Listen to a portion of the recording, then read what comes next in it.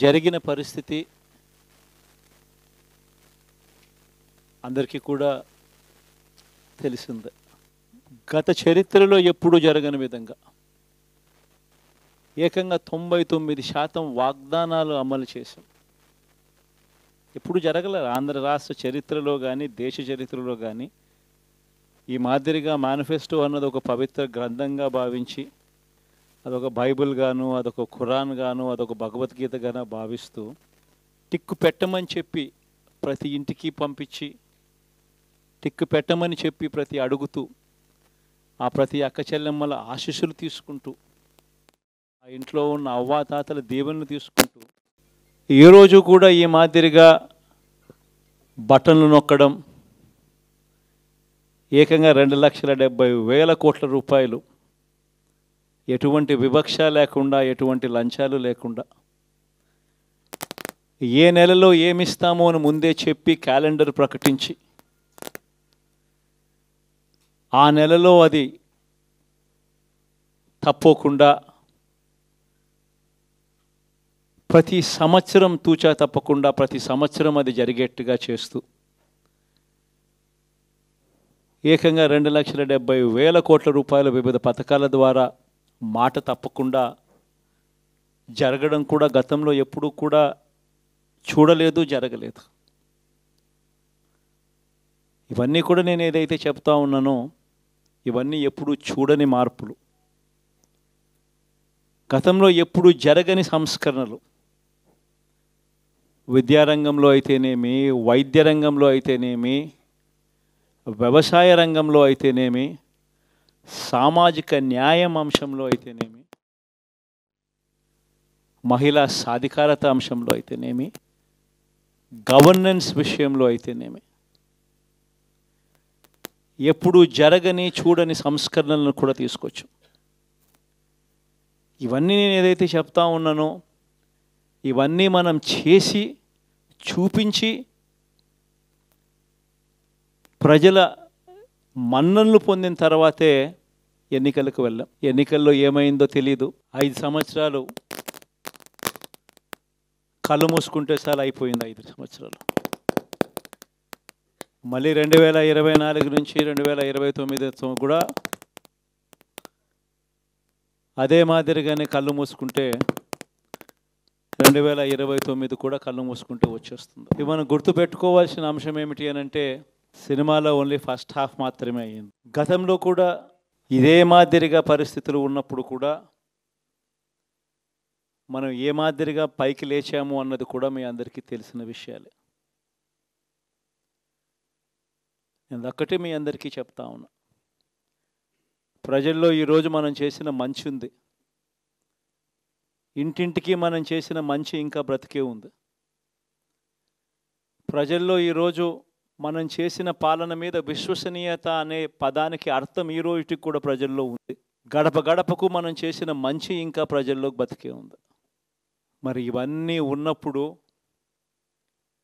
మళ్ళీ మనం లేయడం కూడా తథ్యం. కాకపోతే కొంచెం టైం పడుతుంది, ఆ టైం ఇవ్వాలి.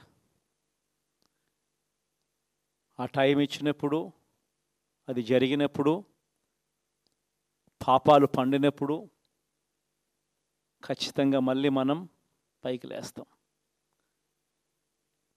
ఈ విషయం ప్రతి ఒక్కరం కూడా గుర్తుపెట్టుకోవాలి. ఎందుకు ఈ మాట కూడా చెప్తా ఉన్నానంటే రాజకీయాలలో అన్నిటికన్నా ముఖ్యమైన అంశం క్యారెక్టర్, విలువలు, విశ్వసనీయత.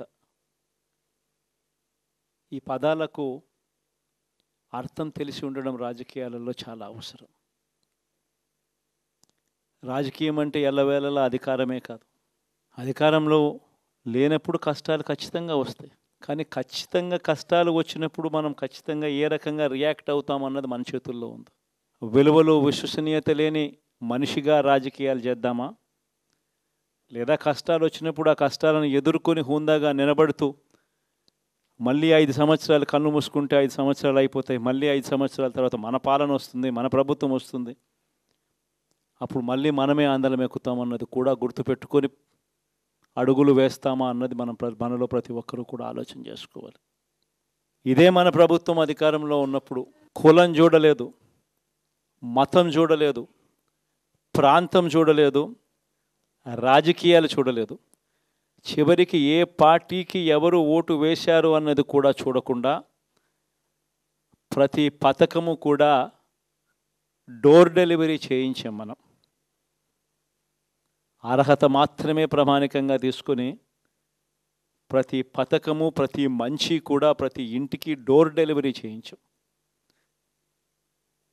అలా ప్రతి మంచి, ప్రతి పథకము డోర్ డెలివరీ చేసిన ప్రభుత్వం మనదైతే, పాలన మందైతే, ఈరోజు కేవలం వాళ్ళ పార్టీకి ఓటు వేయలేదు అని మాత్రమే, ఓటుకు వేయకపోవడమే పాపం అన్నట్టుగా ఈరోజు రావణ కాష్టం సృష్టిస్తూ ఉన్నారు, విధ్వంసం చేస్తూ ఉన్నారు, ఆస్తులు నష్టం చేస్తున్నారు, కొడతా ఉన్నారు, అవమానిస్తూ ఉన్నారు. ఇవన్నీ శిశుపాలుని పాపాల్లో భాగాలుగా ఇవన్నీ అప్పుడే పాపాలు మొదలయ్యాయి.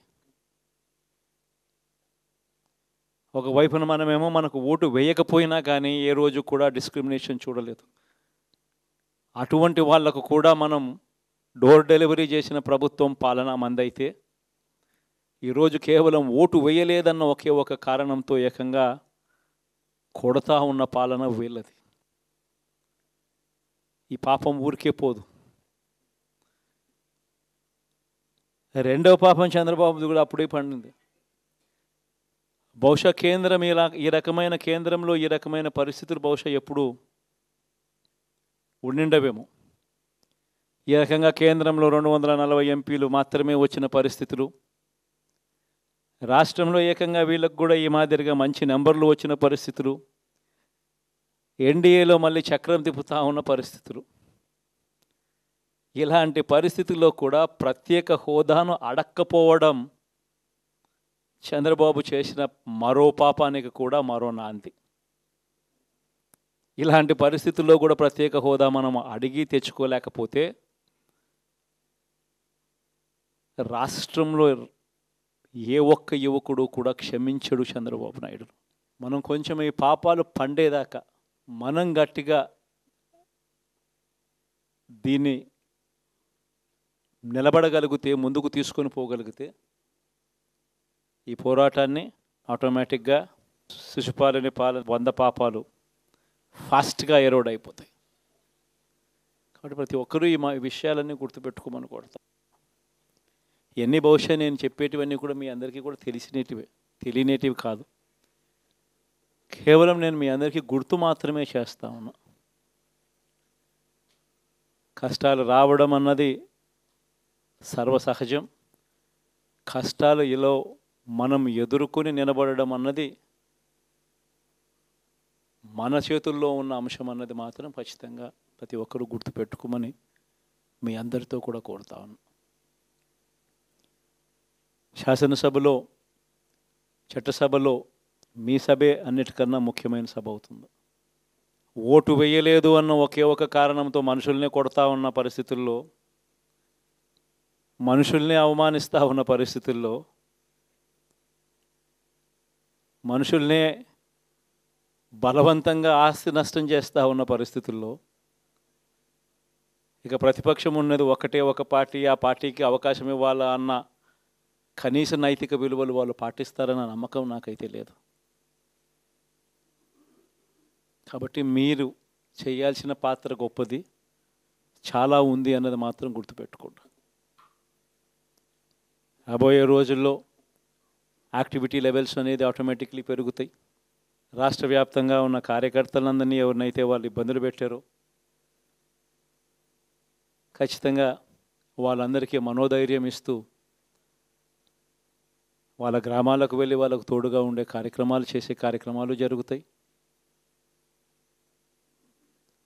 రాబోయే రోజుల్లో ఇంకా టైం గడిచే కొద్దీ ప్రజల్లోకి వెళ్ళే కార్యక్రమాలు ఇంకా ముమ్మరం అవుతూ పోతాయి. చివరికి ప్రజల్లోనే ఉంటాం. ప్రజలతో కలిసి పోరాడే కార్యక్రమం వేగంగా టైం గడిచే కొద్దీ మనము వేగంగా అడుగులు ముందుకు వేస్తాం. ఒకటి మీ అందరికీ చెప్తా ఉన్నా, ఏకంగా 14 నెలలు పాదయాత్రలు చేశాం. ఆ వయసు ఈ రోజుటికి నాకుంది. ఆ సత్తువ ఈ రోజుటికి నాకుంది. కాబట్టి మీరు మాత్రం ప్రతి ఒక్కరూ గుర్తుపెట్టుకోండి, ఆ టైం వచ్చేదాకా మీ పాత్ర చాలా కీలకం. ప్రతి ఒక్కరూ ఈ విషయాన్ని మాత్రం గుర్తుపెట్టుకొని మీ అందరితో కూడా సవినయంగా వేడుకుంటా ఉన్నాను.